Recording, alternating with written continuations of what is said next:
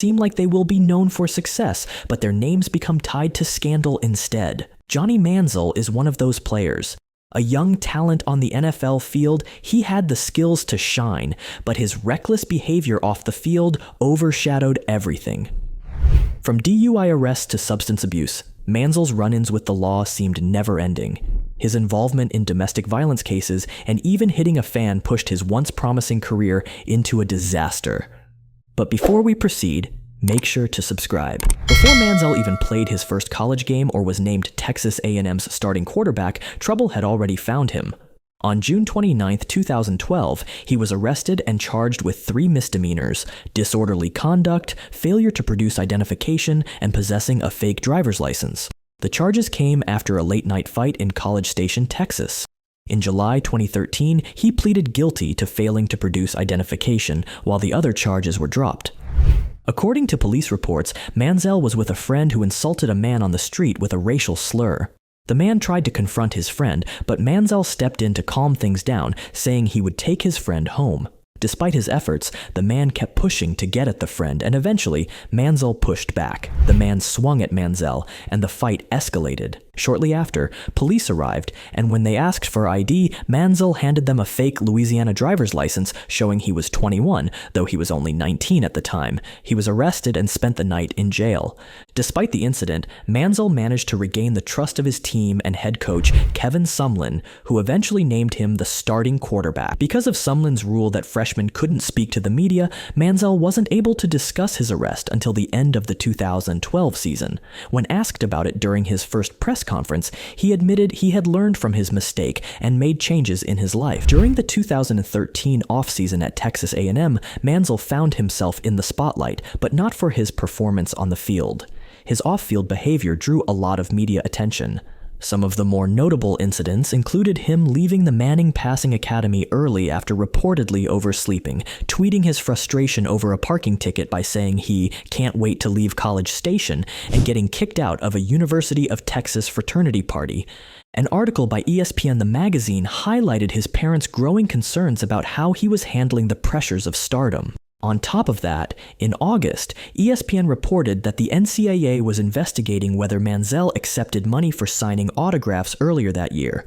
Although no evidence of payment was found, the NCAA and Texas A&M agreed to suspend him for the first half of the season opener against Rice University due to an inadvertent violation of NCAA rules. His troubles were never ending.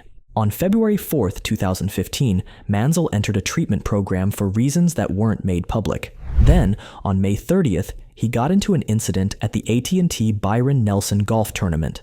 A heckler kept bothering him for an autograph, which frustrated Manziel so much that he threw a water bottle at the man, but it missed. Security was called, and although the police showed up, no charges were filed. In October of that same year, Manziel was pulled over after a fight in his car with his girlfriend, Colleen Crowley. He admitted to having a few drinks earlier, but again, no charges were pressed. Just a week after he was announced as the starting quarterback for the Cleveland Browns, he was demoted to third string after a video of him partying went viral. It was later revealed that Manziel had lied about the video. On January 2, 2016, he was spotted at a Las Vegas casino the night before the Browns' last game of the season, which he missed due to a concussion. When news of his casino visit spread on social media, he posted a photo on Instagram with his dog to try to downplay it. The following day, he failed to report to the team as required for players with concussions.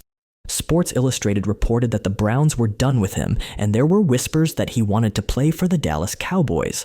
On January 6, 2016, Manziel's marketing agency and his agent both dropped him. Then, on February 5th, the Dallas Police Department announced they were reopening a criminal investigation into a claim of domestic violence involving Crowley. She alleged that during an altercation, Manziel had forced her into a car, pulled her hair, and made threats against her and himself. This incident was a key factor in the Browns' decision to let him go. By April 24th, he was indicted by a grand jury on misdemeanor assault charges related to that incident. Just days before that, his new agent, Drew Rosenhaus, ended their working relationship, something he had never done in his 27-year career. On the same day, Nike cut ties with Manziel. By the end of June, he was suspended for the first 4 games of the 2016 season for violating the NFL's substance abuse policy. On September 5th, he returned to Texas A&M to take classes. His NFL skills were great. In January 2014, Manziel made the big decision to skip his junior season and enter the NFL draft. Experts saw him as a strong contender, projecting him as a potential first-round pick, and by mid-January, many believed he could land in the top 5. Instead of participating in the NFL Combine, Manziel chose to throw at Texas A&M's Pro Day on March 27, 2014. He wowed everyone by completing 64 out of 66 passes to 6 different receivers, and sports journalists praised his performance. Leading up to the 2014 draft, Manziel became a controversial figure with opinions about him ranging widely. Some scouts considered him undraftable, while others saw him as a rare competitor.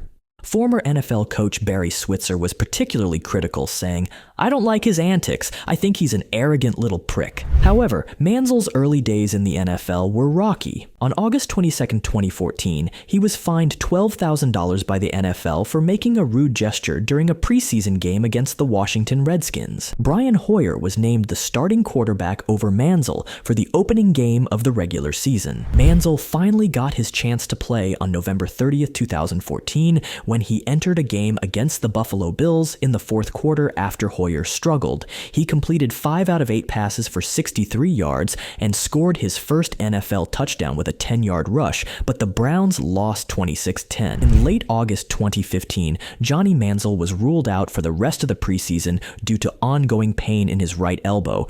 Before his injury, he had been showing signs of improvement in his gameplay. On September 13th, he got a chance to play against the New York Jets after the starting quarterback, Josh McCown, was injured. Manziel threw his first career touchdown pass, a 54-yard completion to Travis Benjamin. However, he struggled in the second half, committing 3 turnovers, and the Browns lost 31-10.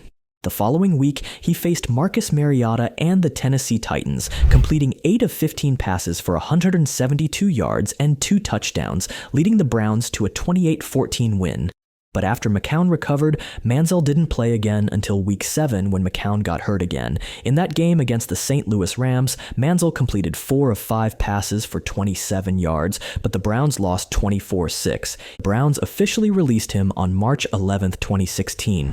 On May 19, 2018, he signed a 2-year contract with the Tiger Cats. After a few weeks, he was traded to the Montreal Alouettes for more playing time. Manziel's first game with Montreal didn't go well. He threw 4 interceptions in the first half against the Tiger Cats.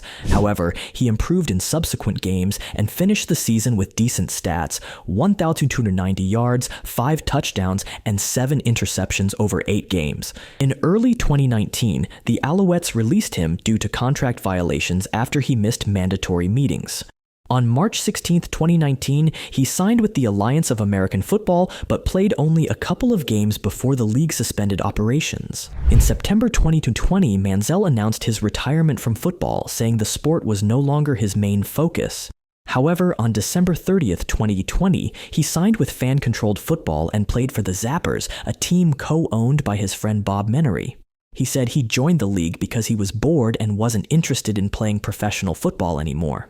Manziel had a limited role with the Zappers, missing 1 game due to a dental issue and later being benched in the playoffs for poor performance.